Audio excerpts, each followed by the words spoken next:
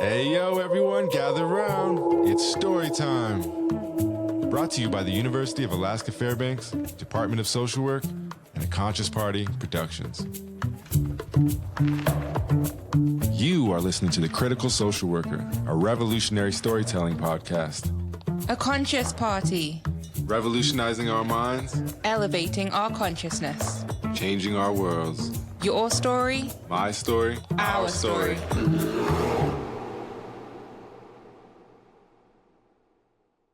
All right. Welcome to another episode of The Critical Social Worker, a revolutionary storytelling podcast. I am your host, Christian Ace Stettler, and I'm very pleased to be joined by Dr. Heather Gordon. How are you this morning/afternoon? Doing well. Thank you so much for having me. Thank you. You're joining us from South Carolina, is that what I heard? Yep. Today I am in Little River, South Carolina, right at the coast and the North-South Carolina border. You know, I've never spent any time in that area. I've been all over the place, but I have never spent time in that area. What kind of weather do you have right now? Today is about in the, I think the 70s, and it's a little overcast. But what I really like about this area is it has a very small town feel like Alaska. And it's actually the only place I've found that has a beach like Homer, which is where I'm from, is that beach that's like really shallow. So when the tide goes out just like 3 or 4 feet, you get like 100-meter wide beach. And that's what the Myrtle Beach area has as well. It's quite unbelievable. Yeah. And so you're from Homer. For some reason, I thought you were from Nome. I don't know why. Oh, no, my grandma's from Nome, so I'm a Nome Eskimo community tribal member. That's where it's from. But she ended up homesteading outside of Homer, up on Olson Mountain Road, and it really reminded her of Nome, that area. And so she ended up creating kind of a Seward Peninsula life. She brought down reindeer from White Mountain, and we just had a very awesome land-based opportunity to grow up. Yeah, it sounds like it. Do you know Ilarion Merculieff? He lives over there too. I think he's relocated. Yeah, I haven't met him in person yet. But yeah. He's great too. I've talked a lot with him about talking circles and heart and things like that. So what was it like growing up in Homer? I've been there a few times, but it always kind of seems, you know, I get the tourist side of it, right? Going out to the Homer Spit and just been through there a few times. Yeah, I mean, it was interesting. Very much the small town feel, you know, when it comes to having pretty much just one school for high school and junior high and things like that. So very school based also, because the Homer has not a lot of like social infrastructure. So sports is huge, being in sports, being in band and choir.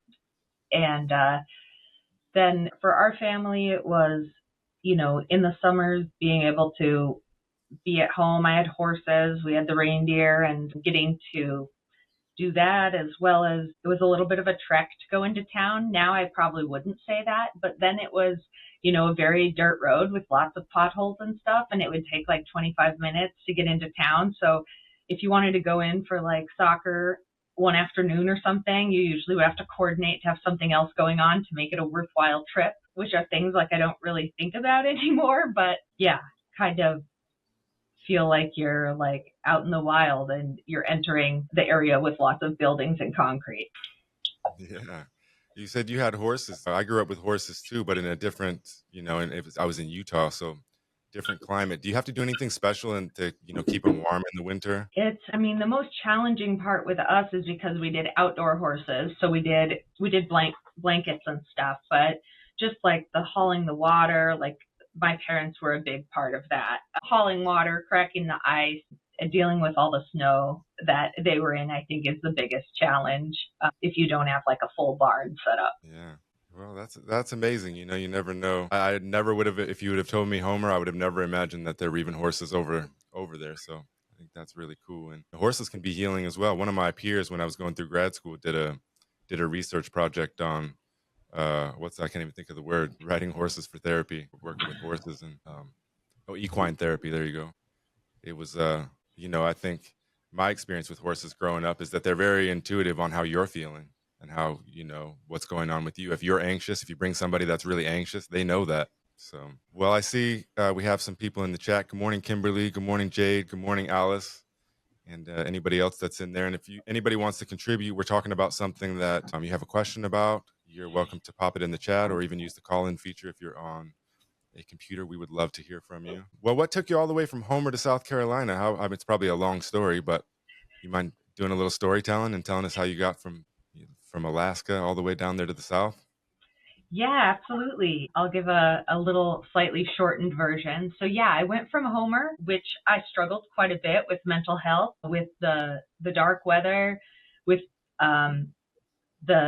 with the amount of snow we used to get, which is not at all now, probably very different experience, and just a lack of a lot of social opportunities. And so I ended up jumping straight into Southern California for my undergrad. I went to the University of Redlands, which is out on the 10 from LA, going east about an hour and a half, and right to, sun and the desert. And it was quite a huge experience. I'd never lived in a city before. And yeah, Redlands is kind of like, I would say, an extended suburb of LA.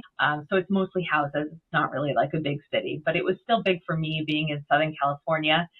And my junior year, I spent in Cairo, Egypt. I studied Arabic and Arab American, racism towards Arab American post 9/11 in undergrad. And so I had a wonderful experience. I was also constantly, I was a race and ethnic studies major. And not only were Arab Americans, but Indigenous people were completely not in the curriculum. The curriculum was pretty much, I'm going to use the terminology of the time, which was African American, Latino populations, white people, and Asian Americans.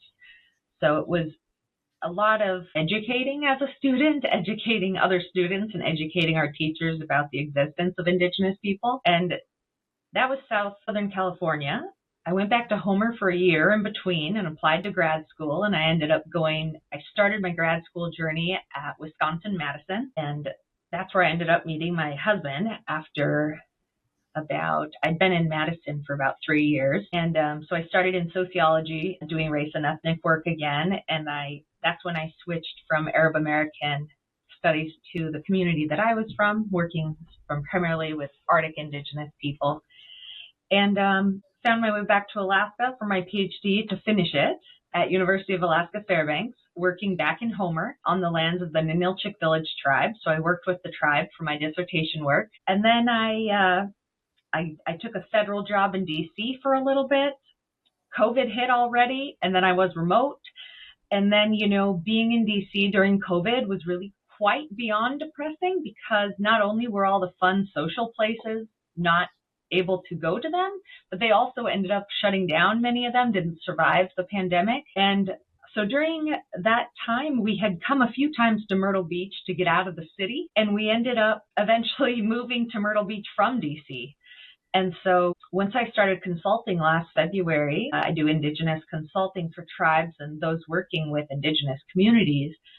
I now go between Homer and Little River, South Carolina. My husband is on the East Coast time zone for his colleagues, and I just kind of go back and forth because all my work is in Alaska. Well, needless to say, you're very well traveled, and you have a lot of responsibilities, a lot of things going on, and we can dive into some of those specifically. But as we were talking about before we went live on here, it's hard doing all this work, and balancing so many things. Even just as we mentioned, like going through your email inbox when you're, a lot of folks are going to be asking you for requests and for help with things, even outside of the regular stream of duties and responsibilities. How do you do it all? And how do you, I guess, two questions, two sides to it. One, how do you do it all? And then two, what's your motivation? Because it's hard to do all that stuff, and it can be a constant, burden to carry on your shoulders to have the responsibilities, but having people that are depending on you or need you for things. What makes it worth it, and how do you do it? Yeah, so I'll start with the motivation, because that's really central to what makes it worth it and how I do it. What is really motivating to me is that when I was a young Native person, I'm still semi-young because I'm not an elder, but when I was younger, starting my journey, I was constantly having to speak up on behalf of like a whole entire peoples across the world in academic spaces. And I didn't have someone to be there mentoring me. There was not a lot of mentors, Indigenous people in academic spaces back when I started school in 2003. And so that is something I really sought to be, is someone, like, I've had a really diverse array of experiences. I worked in academia, the federal government, nonprofit, and consulting. I've also, done commercial fishing and land-based subsistence living. And so I tried to offer those experiences, as well as, being a coping, I guess, still an alcoholic, but I haven't been drinking for almost 15 years. And so this variety of experiences, which many of those are not okay traditionally, or not traditionally, but not okay just within society to say these things.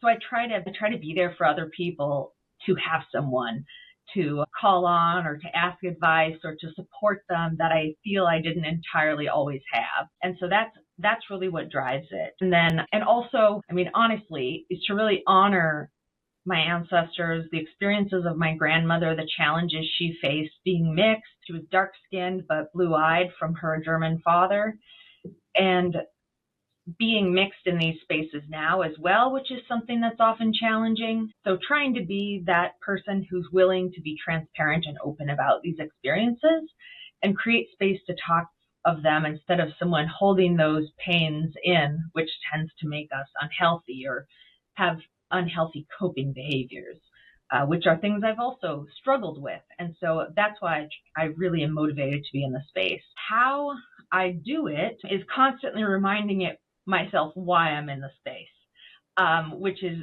central to everything I do. I honestly, right now, I love consulting because I can work directly for tribes, and I can also work with a really low overhead or indirect rate, which is really challenging at a university. Additionally, so that kind of has allowed me to do the work I want to do. And then my biggest challenge is my email inbox, and I'm not going to say I have any big successes or tips there. Asana is my project management system, which is super helpful to keep a list of tasks. And I try to just look at the next task that's due instead of looking way in advance, because I can only deal with what's going on right now. So I try to stay really present. I also have an away message in my inbox, honestly inspired by Stephanie Carroll, an Indigenous scholar from Alaska that's in Arizona, where she, no matter what time of year you send her a message, you get an away message that says, hey, I'm dealing with a lot right now. If you really need something, this is how you contact me. And so that's what I've tried to do, as well as, make a website that really details what I do, as well as have, a calendar link. I think one of the hardest things for me was people wanting to meet and me being like, okay, I'm available from 9 to 10:30 on Monday, and then 11 to blah, blah, blah on Tuesday. And so just having Zoom calendar, which shows my whole calendar and people can grab time themselves, has been a huge time saver. And so really surviving in these space has been trying to develop more efficiencies. My husband is huge into computers and automation, and so his support in regards to ways to be more efficient has been really helpful. He's also been willing to take on some tasks that I delegate, such as some stuff with coordinating travel, since I do a lot of that. And so learning to lean on others and ask for help has been really a challenge to me, but that's something I've definitely found very useful. Yeah, I appreciate that, and it's something that I'm going through right now, as I wear many different hats at this point, between being a professor, a PhD student, running podcasts, and, trying to have a family and all of that. And it can be overwhelming at times, but it's extremely rewarding for me. To, just be connected with folks and being able to help people or contribute to their lives. Because I remember how meaningful it was for me when folks stepped in and helped me, have helped me along my path. And so that's what I'm all about. But I have to admit, it can be hard and it can be overwhelming at times. And you don't want to let people down. It's easy to miss an email or something like that. So I always try to remind people, if I don't respond to you, it's definitely not personal. Just give me a nudge and I'll do the best that I can. That's all we can really do, is do the best that we can. We're, as much as we want to be superheroes, we're human beings. Well, and I'm going to make an attempt at pronouncing the name of your organization and in your middle name. Good morning, Monique. Is it Soyuk? Sauyaq. Soyuk. Okay. What is the meaning behind? Is there a meaning behind the name? Yeah. So Sauyaq was given to me as an Iñupiaq name in my 30s, after I had become sober. My grandma's youngest sister, who was named Soyuk, her name was Peggy Perry, and her Iñupiaq name was Soyuk. She passed, and I was given her name as she passed. Soyuk in the Kwarikmiyut dialect, so the dialect on the Seward Peninsula in the Nome area, is the word for drum, the Iñupiaq drum, the wide flat drum. And the reason I use it in the name of the organization that I consult through as Soyuk Solutions is that the drum is really, in Iñupiaq culture, the drum is something that brings us all together as a community.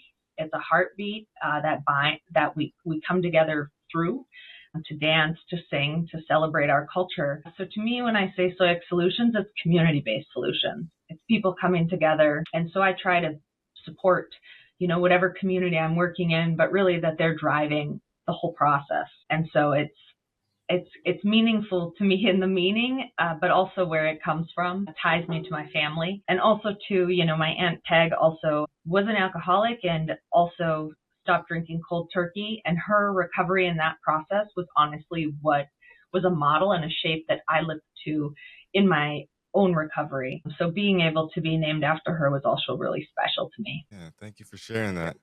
Well, what about the organization? You mind talking a little bit about that? Yeah, absolutely. So I have been kind of doing things at a very small level for quite a number of years, just little things here or there that people need, some review of documents or giving a talk. And then that really blossomed another thing that no one likes to talk about. I was fired February 15th last year. I'm very open and transparent about it because I think it's something a lot of us go through and we are ashamed of it. So I talk about it. I've surprised the number of people I talk about it to that they've actually been fired too. So it's not as uncommon as we think. It was the best thing that happened to me. I was actually about to resign. So it was a mutual agreement, but it was a hard organization to leave because they had really good benefits, like 401k, healthcare. It was just really good benefits. And going out on your own was something.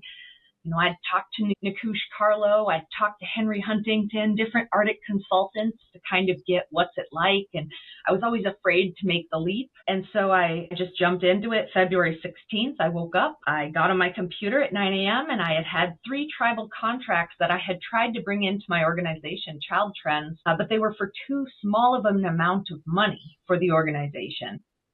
I kept trying to share that, you have to start small to build the trust, to get the larger contracts. And they weren't willing to. So they had told me to take it in my free time. And I was like, 3 contracts, I don't think I can take that in my free time on top of a full-time job.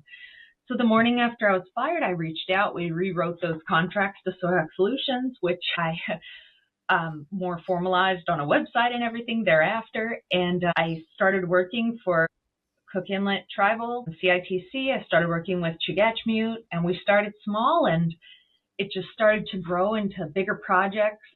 And I kept applying for other opportunities out there to work with tribes or people that were working in tribal spaces. And that's kind of how it's been. It's a little scary right now in this landscape. Under this administration, I'm 100% federal. Whether that comes from a university or a tribe, it's still federal funding.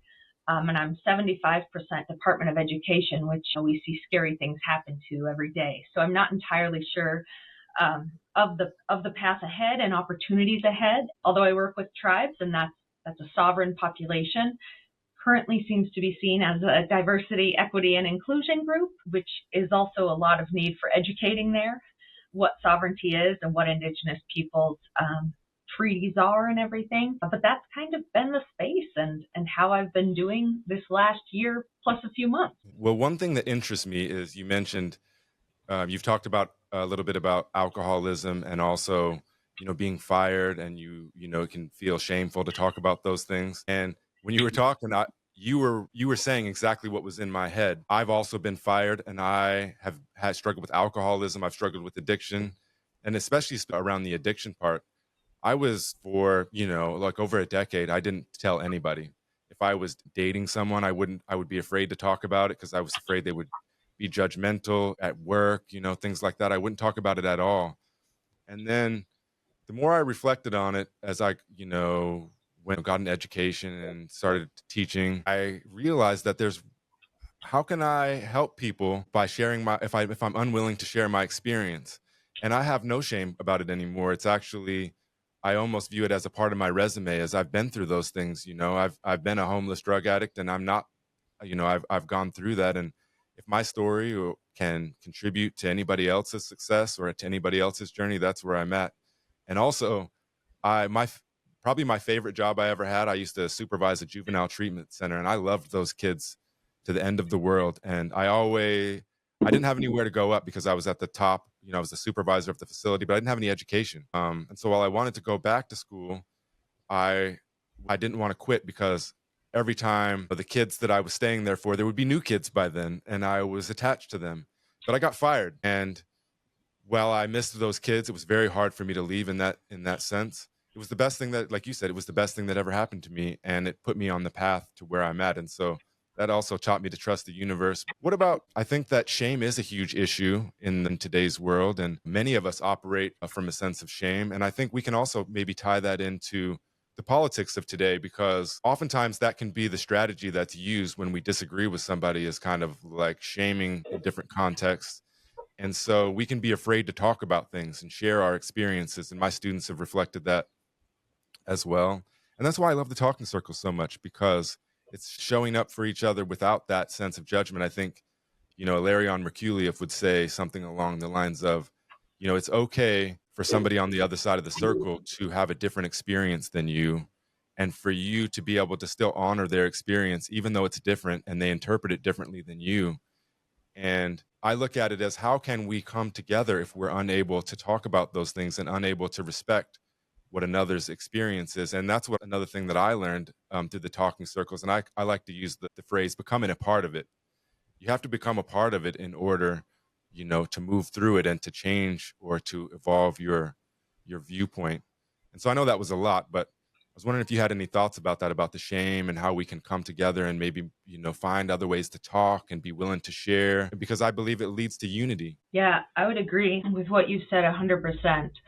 I think for me, one of the biggest things that I've tried to share about is that graduate school can be a really intense experience. And that's where I had definite alcoholism issues since I was 16, but they became not congruent with living in society successfully or even engaging, in my mid-20s.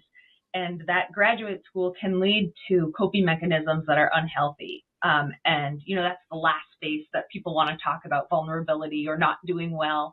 It's often a competitive environment. And that was my coping mechanism.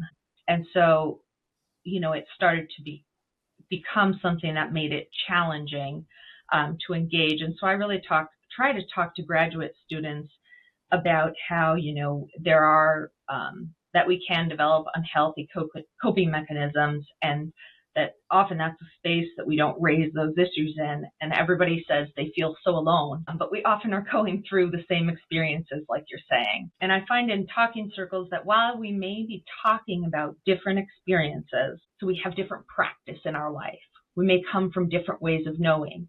However, we can often find shared values. And that has been one of the biggest things to me in finding community in life, is where are our shared values? So I'll give an example.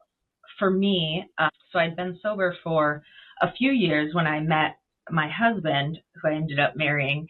We are very different, I think, from an initial perspective. My husband is an immigrant from Kenya, and he's now a U.S. citizen. We've gone through 6 different stages of the immigration process. That's also something people don't talk about, how challenging that is and how stressful it is on your families. My husband is a different spiritual belief than me. He comes from a tribe in Kenya. We were raised very differently. And so it has been the values we share that are central. And our biggest connection point, as different as our lives may look, is that we value community and helping community. And for him, he has a really big family. I would say, I don't know, over 100 first cousins. And so that is really his community. That's a huge community to be engaged with and supporting. And so for me, it's just a little bit different that the community that I try and engage with support is, Indigenous people in a variety of spaces, people that reach out to me and want to engage, and also trying to make it feel like, that you can be Indigenous living outside your community and still be tied to your culture and to those things. And so our differences but shared values have taught me a lot about how to communicate and build relationships with people who we may seem very different at the outset, but we actually have a lot. I know I keep saying shared values, but to the point of where, when you start to have these discussions like you and I are having today, you feel a kinship, which is really a central perspective in Indigenous spaces: relationality, relationships, and kinship. But kinship is a value that is across all spaces. People are from families. People are from different types of families. And the idea of kinship and finding familiarity, but also support and love with humans, with non-human relatives and the land, that has been really a central part of my life. Oftentimes, we find that other people, when they hear us, they're feeling the same way as we are. And I think that's epitomized in the chat. As I was talking, Monique had already typed in a question that I hadn't seen yet, and she said the same thing. She said, "Oh my gosh, thank you for sharing this, Heather. I can relate with you on so many levels. Yes, there can be a great deal of shame associated with being let go and fired. It's only happened to me twice, but it's a learning experience that makes you stronger." And she asked, and maybe we can, delve a little deeper. How can you change things if you don't talk about them? Yeah, I would agree 1000%, which is why I try to be really transparent about my most challenging experiences. I think another challenge that in many communities is not talked about is mental health. I've had a bipolar diagnosis since I was 19, and living with that layered on top of the variety of other challenges I've talked about and the challenges in life has been exceptionally difficult. And what has been more difficult is that is not something people are willing to be open about. When you layer that over alcoholism, when you lay over that over graduate school stresses, deaths in your family, divorce, all these things, those are all hard things to talk about. And, the stigma attached to these things is it tries to limit us. And to me, that's not useful. And this is a bit intense, but I want to bring in a little bit of a discussion around lateral violence, which has honestly been the one population I would wish would support me, has been the most difficult population to be supportive, which is Indigenous women around my age. Not everybody, but some. And this is something that's not talked about. Lateral violence is something that I feel is like that dark, dirty secret that you try and hide as a family because we don't want to show that there's division within a very small population that needs to stand united.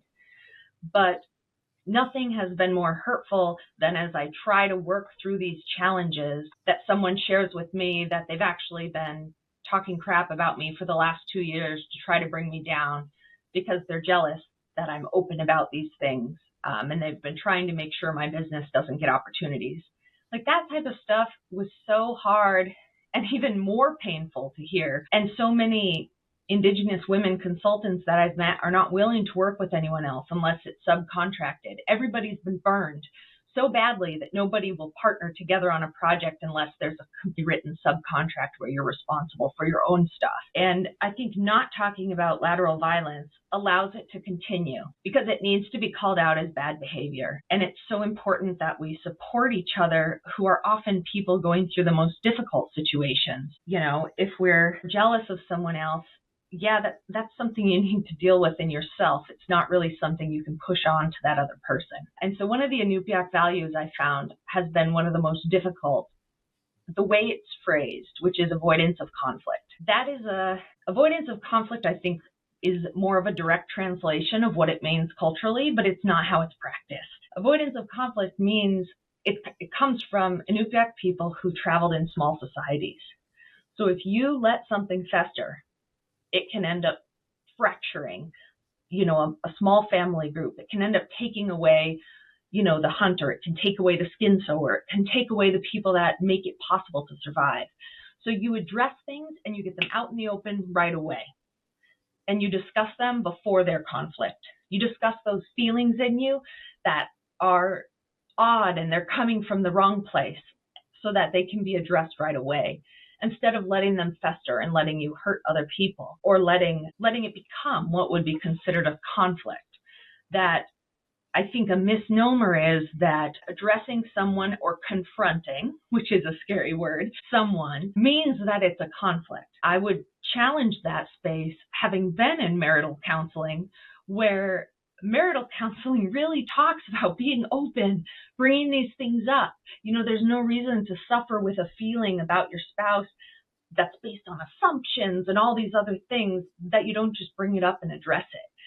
And while that's super talked about in relationship spaces, it's not talked about in the idea that friends are relationships, that there's colleagues are relationships. All of these things are relationships confronting the same challenges as a spousal relationship. And so that's just something I kind of wanted to share and bring to light about what is conflict versus what is just, addressing something before it becomes conflict. Yeah.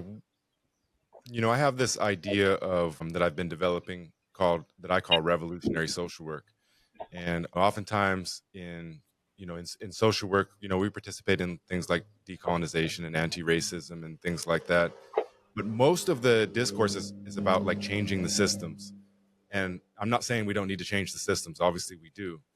But to me, a precursor to that is ourselves, looking at ourselves and looking inward and making sure that we are constantly evolving and I think you talk a lot about values, being aware of our values. Some of us have never even thought about like, well, some of us may have like a set of values that, whether it's from, something from an Indigenous lens, or, even you might be a part of an organization that may have a list of values, but oftentimes we're not even aware of them ourselves. And what role do you think that plays, that looking at the self and looking inward, looking at ourselves in that, that mirror per se, and, constantly, trying to change and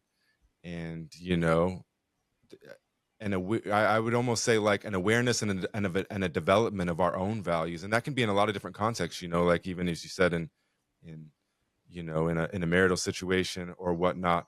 What do you think about that? What is our responsibility for ourselves in that context? Yeah, so I want to talk about a recent area I've been delving into academically, but personally as well. I feel counseling has been really central for individual counseling as well as relationship counseling, but individual counseling mostly, coming from a background of like an emotional abusive upbringing and being able to talk about that as well, and being able to talk about how that impacted me and how I took on replicating behaviors and working through that myself, where I sometimes find that while I work things out in counseling, I work them out. I help myself process it in academic writing and academic spaces presenting to help me see, where is that coming from? Reflexive, as we say in academic spaces, looking at, where are our biases, our values, our social or political perspectives that are guiding our behavior and thoughts. So academically, the way I've been conceiving this lately is the layerings of not just epistemology, not just our way of knowing, but that largely our way of knowing comes from our own understanding of cosmology, the creation, how we view creation. Do we view it as the Big Bang Theory? Do we have a Christian creation? Do we believe in creation coming from, for example, like the creation of Turtle Island? Anishinaabe story and things like that. How do we view creation? And that creation often shapes how we view knowing. And that knowing overlaps with our value system or our axiology, our values and ethics, which also overlaps with our ontology or our being. Now, I bring that up because so often in academic spaces and in our own heads in counseling, we get stuck in this way of knowing. This is how I know. This is how I think. But that is so heavily impacted by our values or ethical system. It's so impacted by how we think people should be and act in the world. And so from a very macro academic talk, I would say that, science, Western science, dominant societal science attempts to see epistemology as separate from all those things.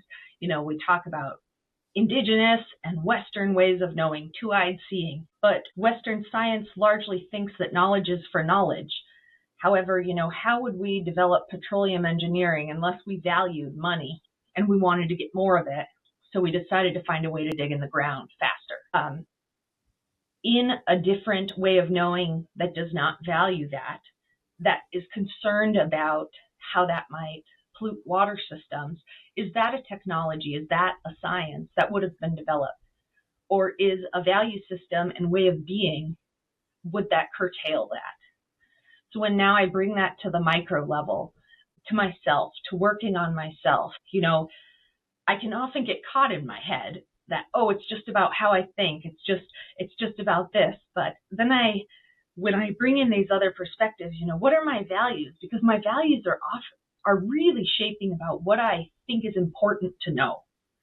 And how I think I should act in the world, how I think people should behave, how I think I should behave is so central to shaping what type of knowledge I think is important, what type of behavior I think is important. Tied to the idea, the Indigenous cosmology of relationships between all things, between our responsibility as a human to the non-human world, understanding that these things are also connected. And the more that I have been able to kind of shed those really powerful beliefs about that we're taught in schools about what knowledge is, and that knowledge is separate from how we act, or that knowledge is not shaped by what we value. And so we can get caught up in thinking that certain things just are the way they are, not recognizing that it's completely guided by these other perspectives. And so that's really changed how I see myself in the world and how I operate. There is knowledge, there is things to write about, there is things to talk about, but is it beneficial? Some things I might think of something, I might be frustrated of something with someone. Is it beneficial to tell them that? Or is it just something that I'm frustrated with at that moment based on my own thoughts about how others should be, but it might not fit their cultural background. So why would I, impose my way of that on someone else?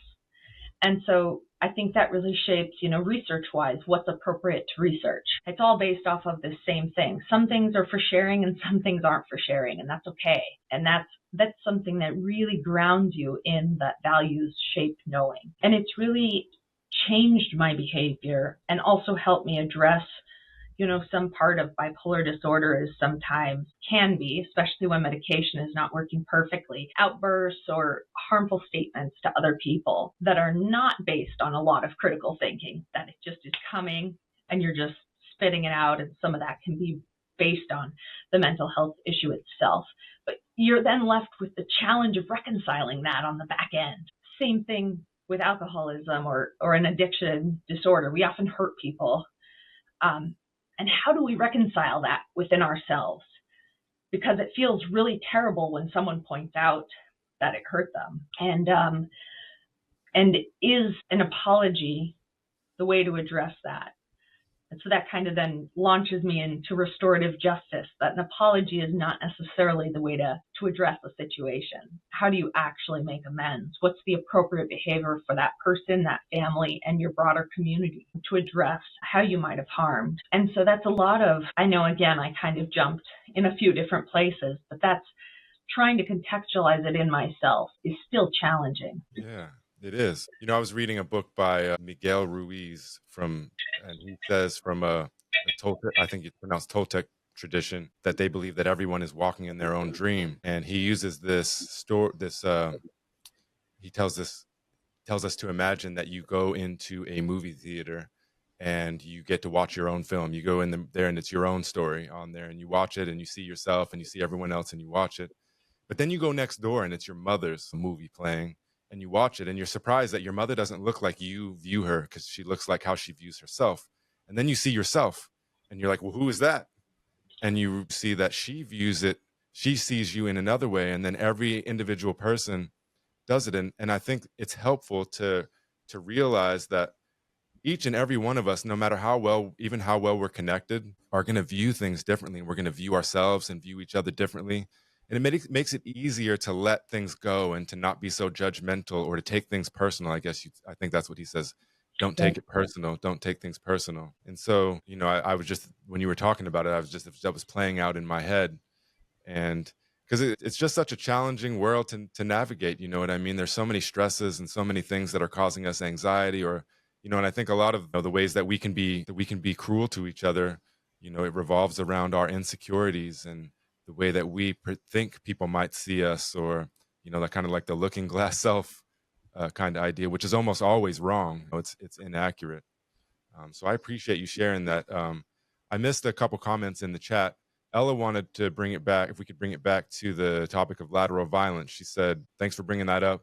People or small communities need to discuss these, and they need to be addressed. How do you bring these things up in a polite way without offending others? Yeah, absolutely. First, I agree. I also read Miguel Ruiz and have found his work super impactful. I think not taking things personally is still one of my absolute biggest challenges. I know, and this feeds into lateral violence, I know the behavior that people are doing is often them dealing with their own stuff, and it might ends up being projected at me. It very rarely or ever, as he says, is personal. I'll bring this briefly into family spaces. So growing up with an emotionally abusive father and really spending a lot of my energy, I think as a young person, I didn't know, but looking back now, very wasted on taking it all very personally, and wasted on putting energy.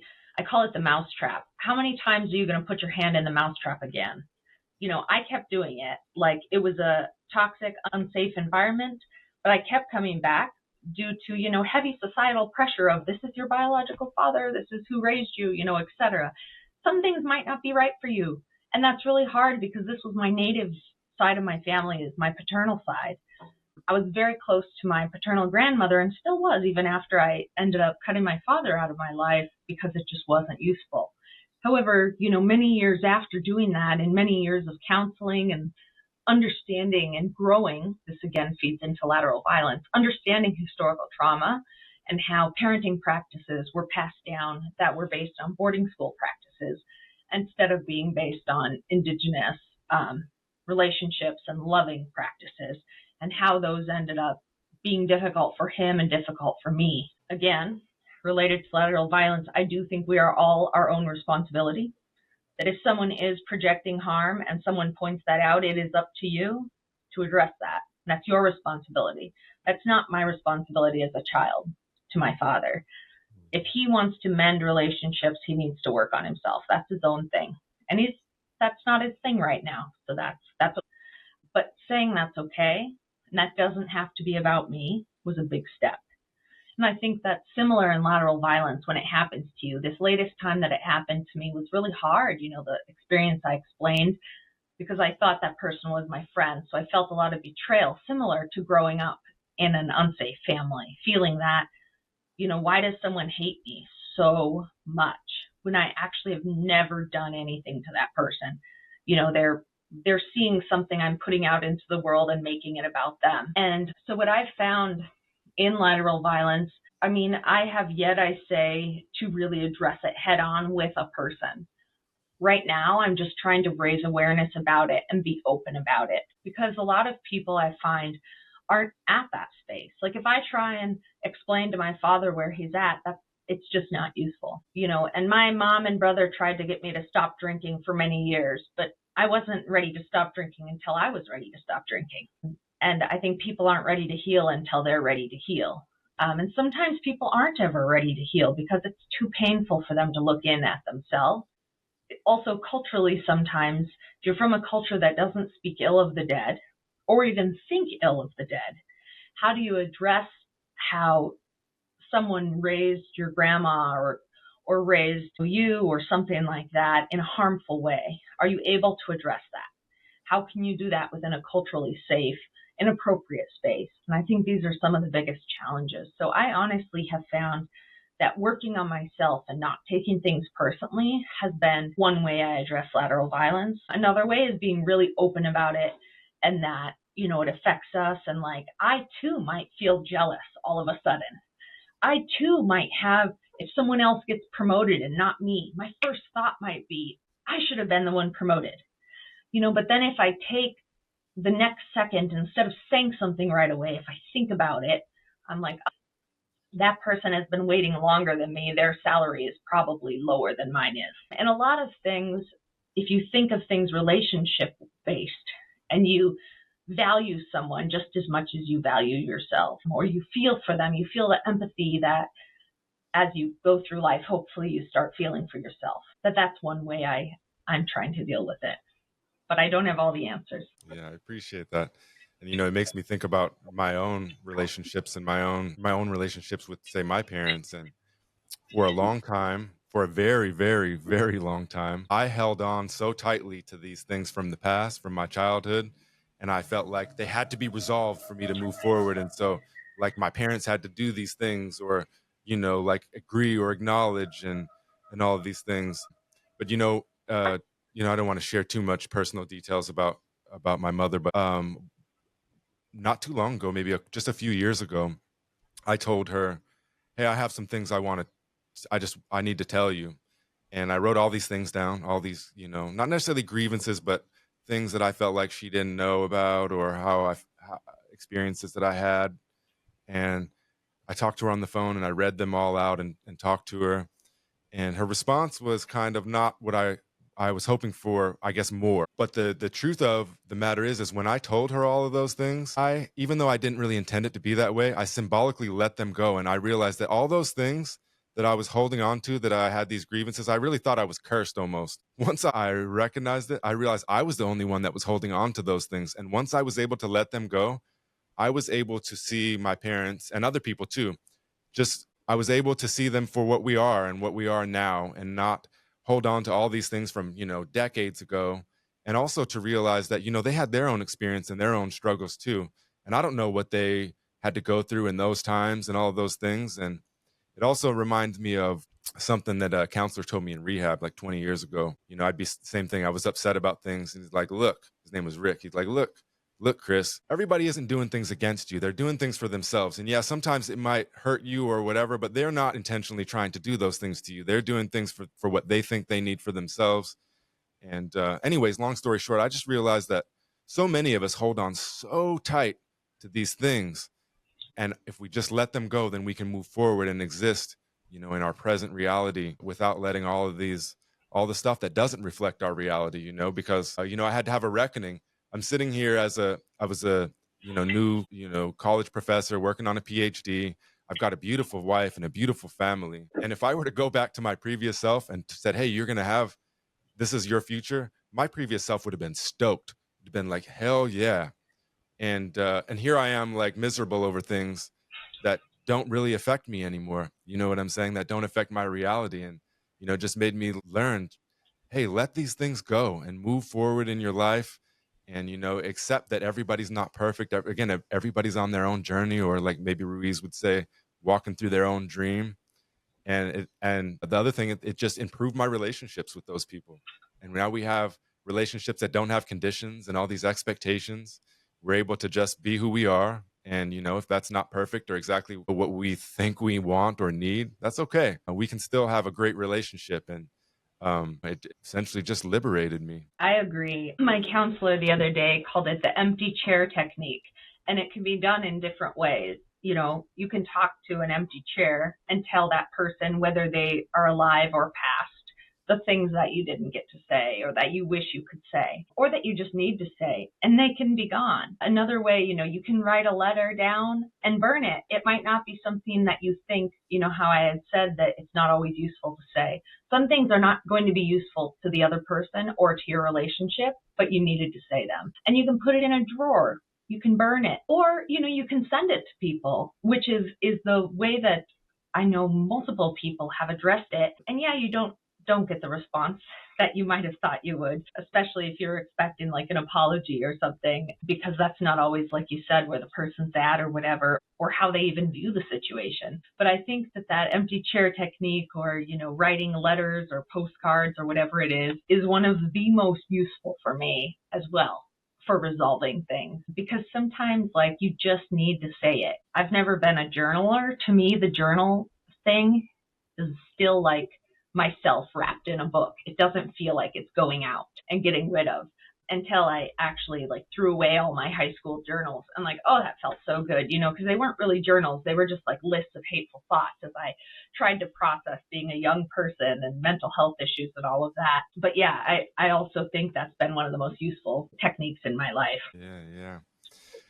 And, I used to do when I was in Hawaii and we had more access to the outdoors during the academic year, I'd have one class every semester where we'd go to a park or to the beach and we'd host it outside. And one of the students reflected that one of their favorite activities, or one of the most meaningful activities for them is we'd do something like that where we'd write something down that we were holding on to. And then I'd have a flame and we'd light them all on fire and put them in the, whatever, the little garbage where you dump the charcoal. And they'd say, so that was so meaningful for me. And I think even, when we do those things as a group as well, and we lean on each other and whatnot. Well, we're coming, towards the end of, I don't want to take up too much of your time today. I know you're super busy. And so I just wanted to say, if you have anything you wanted to say in the audience, now would be the time to get it out. Any questions or anything like that. And I want to talk about kinship in a minute, but let's address Monique asked the question. She said, Heather, does your husband's way of supporting you reflect cultural differences from Western traditions, considering that he's from Kenya? And if so, in what ways? Yeah, so Kenya was colonized by the British, like much of the world. However, my husband, so in Kenya, as much as they were colonized by the British, they have more engagement from the missionary population, the Seventh-day Adventists and the Catholics. And so the Seventh-day Adventists and the Catholics actually split Kisii County and colonized each side separately. But many of the populations don't see that as colonization because the religion was adapted within their own cultural system. So much so that if you go to a funeral, you can't even always catch which one is which that's happening at that time. So his responses to me were more based on his tribal culture, because that's a very strong part of raising men in the Kisii tradition. And as a woman, you marry into the men's family. And additionally, similar kind of to Inuit Arctic culture, women and talk to women and address things, and men talk to men and address things. But of course, things happen in spousal relationships where they're addressed. But it's just also that we have a way of women talking to women and that men have a way of men talking to men. And so when you get married, it's one of the bigger experiences of crossing that space. And so there was a lot of cultural difference in how conflict is addressed. Again, how it's addressed in Iñupiaq culture traditionally is directly. For his culture, there's a lot of things you do within yourself instead of raising things directly. And so that was really challenging. And so where we are now, 12 years into our relationship, 12 and a half, is finally just asking for the way you'd like it to be addressed. I have a way that I would like to be supported, and if I think it in my head and try to psychically project it to him, that has not worked. And we've even addressed, he's been like, are you thinking of how I should fix or how I should talk to you? Because I don't know what that is. I'm not going to assume I know. And so it's just been like me, I come from a family that doesn't ask for help. Help is offered. That's also a part of our community, that help is offered before it's asked, which not telling him that was not useful. Expecting help to be offered in the way I needed it without him knowing my own background was really hard. And so we've developed, if I'm overwhelmed or, right now, I really need to be putting in longer work days, but medication-wise, I'm sleeping longer than I would like, so it's not giving me as many hours in the day. And so it's just honestly expressing openly, hey, I don't have time to cook dinner, but I need to eat. Are you able to cook dinner right now? Or I'm having a really bad day, and I just need to tell you about it, but please don't try to fix it. Don't give me solutions, because right now there's no solutions, and I just need to get it out. Kind of like that empty chair. I just need to get out all this stuff. But if you try and give me solutions, it doesn't come across good to me right now. Maybe later I'd like to discuss it that way. And so it's been a lot of that. But it's been learning, it took 10 years for us to each learn that we have a layering of our Indigenous culture. We have a layering of our colonial culture. We have issues of English as his third language. And then, we have an immigrant experience as well. And he's also lived in a culture that, they've gained back their country where we haven't here. So even discussing what indigeneity means and what self-determination means has been in these challenges. And so I would say that the cultural difference from his tribe has been our largest differences, and also coming from a really strong church and religious background. I was raised Methodist, also very strongly in the church. However, I decided not to continue that, where he is still Seventh-day Adventist. I decided in my teens. And so I can understand a lot of his experiences, and I spent a whole semester going to church with him to learn the difference between Methodist and Seventh-day Adventist, so that I could be more understanding and understand where some of his perspectives come from. But still, it's been willing to be open and be vulnerable. That's the biggest thing. And I think that extends again outside of marriage. Are we willing to be vulnerable, transparent, and open? And is the other person understanding what vulnerability is? And that sometimes just listening is the best response. So that's some reflection on that. Yeah, my favorite part that you mentioned was, just being able to be vulnerable, and that can be so hard, but so important.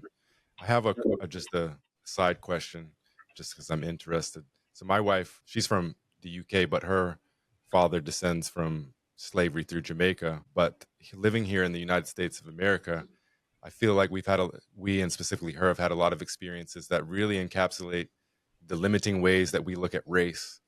And so people look at her, as being Black, and they assume that she identifies with everything African American, but it obviously doesn't, because she's from the UK and she doesn't even descend from that lineage. Although it's through slavery, it's a much different context through Jamaica. And so I was wondering if you and your husband or your husband specifically have experienced those same kind of things, and what do you think about that? Yeah, so I'll give a perspective of a challenge I've had and a challenge that he's had, not speaking for him some, and be really general like you just were as well.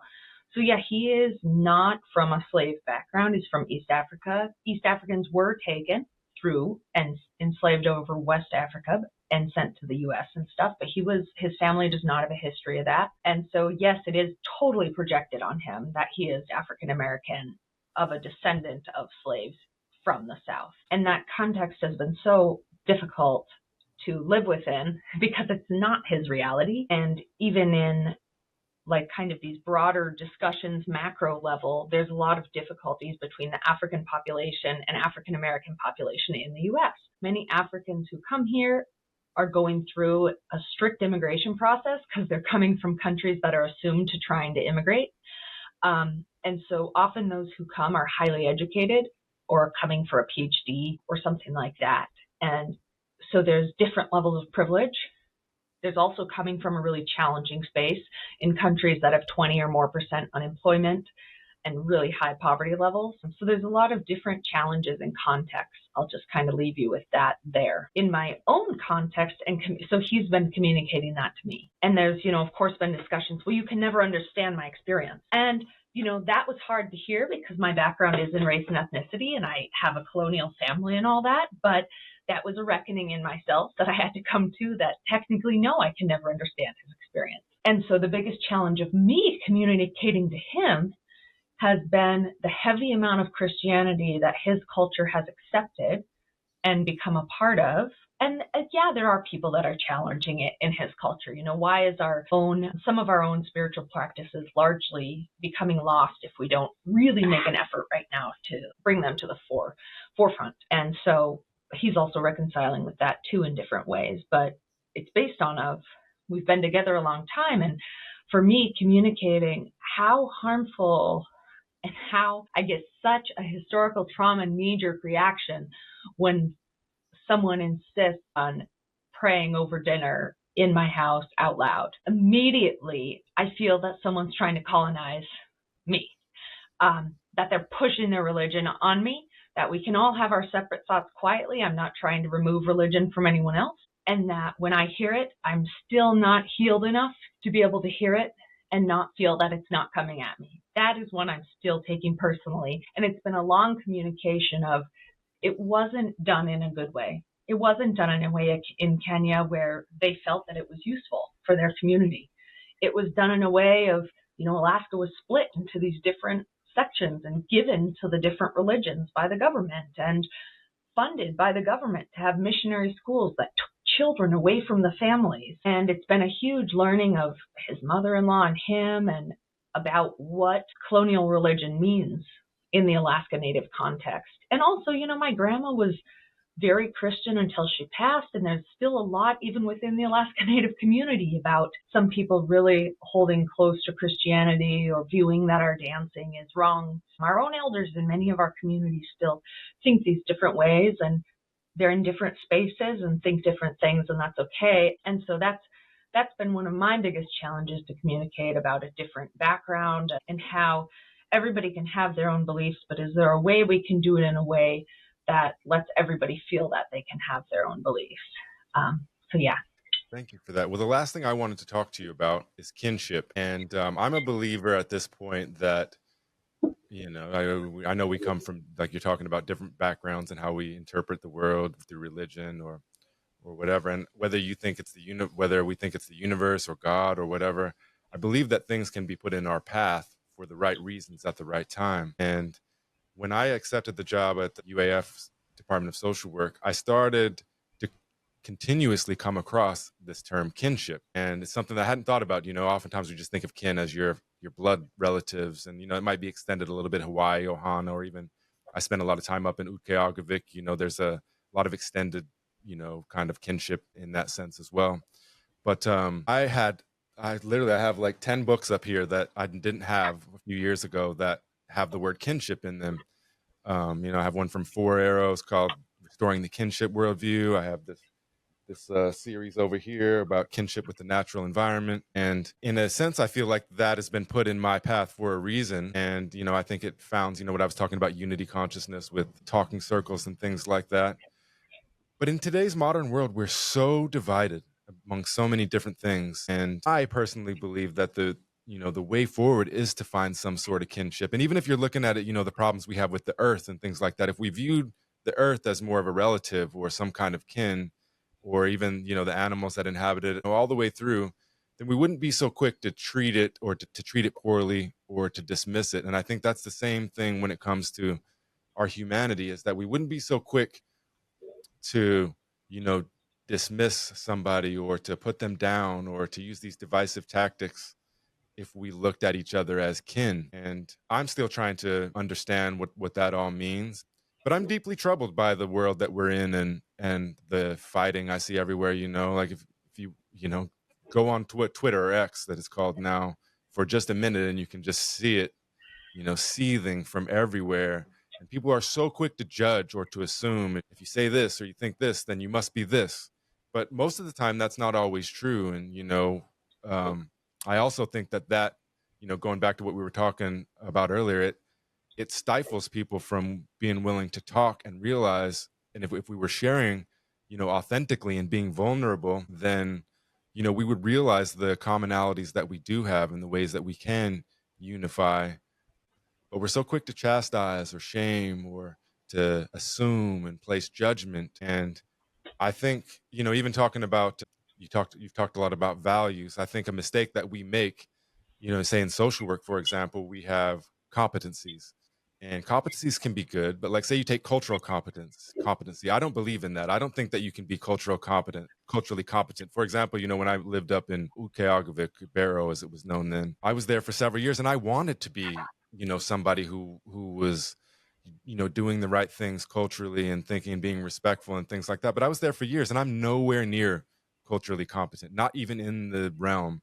And so I look at it as a better thing would be to have a value of cultural humility, to where understanding that I'm never going to know everything or, be completely there, but I can continuously try to evolve my understanding and whatnot. And I think what I've come to is, although, there's many differences, there are many more things that are the same. And, going back, like I was saying about those talking circles, is, it allowed me to see us as kin, as being a part of each other's stories, or, sharing the same story, maybe on a few different paths, but sharing the same stories. And, you mentioned kinship a few times, and I'm just wondering what's your perspective on that word and maybe the value of kinship what it means and how we can use it as we move forward in this fractured world? Yeah, I would say I've also been on a journey, and what kinship means to me is different than it was, and what taking things personally means to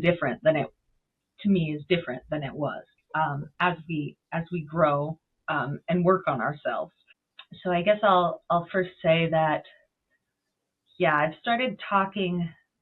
I guess I use the word relationships more. It just comes from like the work I did with my master's, where we talked about in Greenland. I visited Greenland and talked to Indigenous people in Greenland, as well as I talked to Arctic researchers about how do we build relationships for mutually beneficial work.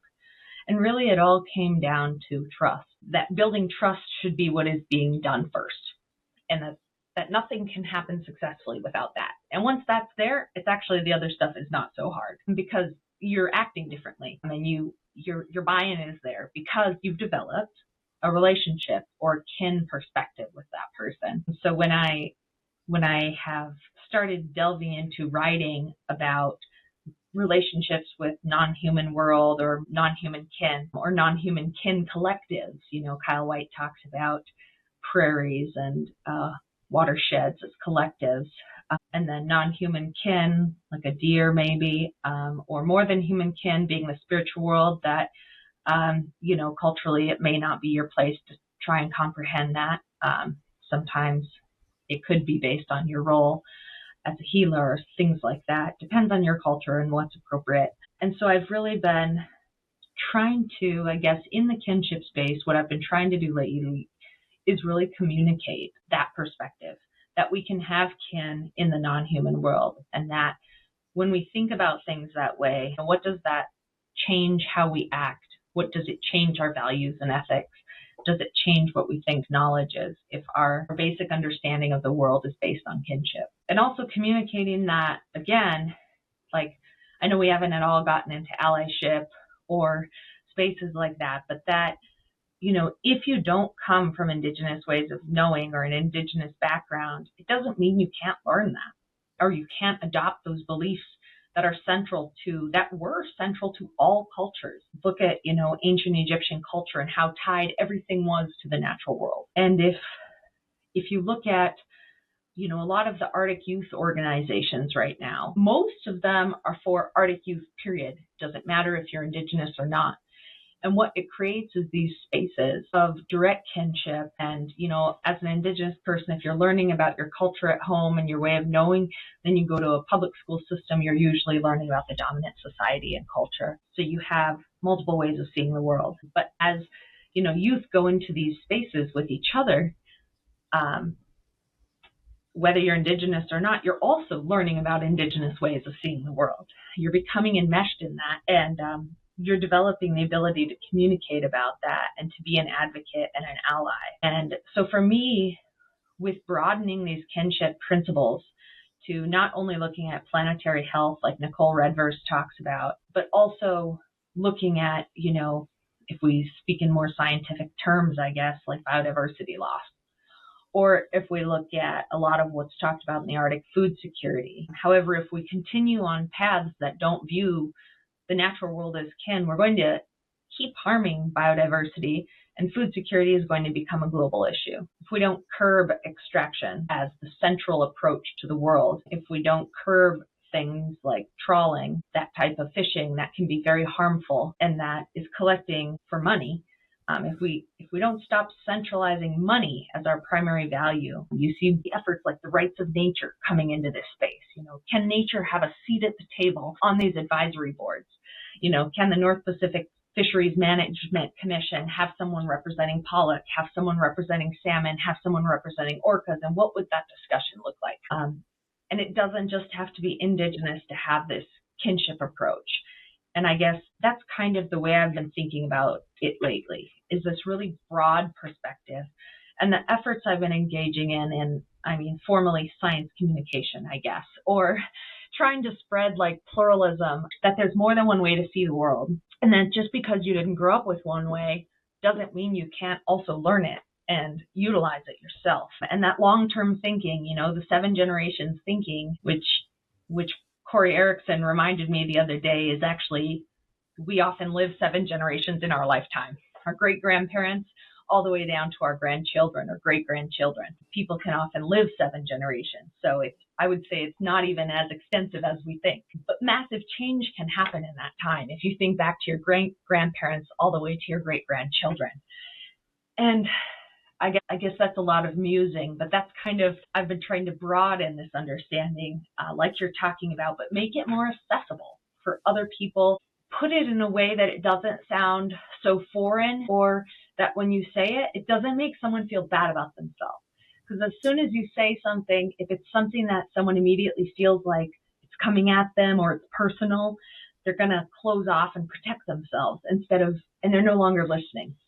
And so I've been really working on how to share thinking about this way, and how people can come there themselves. Yeah, thank you so much for that. I really appreciate you, Heather. Before I let you go, I just wanted to honor some of the comments that the students left. Monique said, thank you for answering that question. I've always wondered about that, especially nowadays. I can imagine it would be interesting navigating these cultural dynamics in marriage. Kimberly says, thank you for your time today, Heather. I saw your Empowering Indigenous Studies talk last month and appreciated your support and perspectives. And Monica said, I love this conversation. My husband is also an immigrant with a completely different upbringing. I've learned a lot about myself through the course of our relationship. I've recognized that my expectation of others was unrealistic, and that has helped me to be more open to differences within society. I want to thank everybody that attended this live and for your contributions, for your questions and comments. I think it makes these podcast episodes, substantially better. And I just want to thank you and honor you all for that. I hope to continue seeing you. And Dr. Gordon, Heather, I want to say, thank you from the bottom of my heart for taking time out of your very, very busy schedule, to talk with me and to share with, students or whoever else might watch this down the road. I really appreciate you. And, I hope that we can, continue to connect as we move forward in our own journeys. Thank you so much for having me today. And thank you for your students for pushing that conversation and diving in. I really appreciate that opportunity. That's why I do stuff like this. And that's why we mentor and engage with these spaces, being open and transparent. And I appreciate you also doing that in the chat yourself. It's spaces like this that create kinship. It's spaces like this where we see that we have commonalities in each other. I don't think Chris and I have ever met face to face, but I definitely feel what do people call it? Well, it's kinship, but there's shared something that people say. Kindred soul, that's what I'm trying to say. And I mean, I definitely feel that, and that I think that it's fantastic that in our post-COVID world that Zoom is often a big space of communication, and that we can still build kinship across virtual spaces. We can build kinship across the world, and that opportunities to engage in these discussions are so important. So I really appreciate the opportunity, and I've really enjoyed chatting with all of you today. It was my pleasure. And take care, Heather, and I'll connect with you somehow one way or another. And, I know you're busy, but try to take some time for yourself out there too. You too. All right. Take care, Heather. Thank you.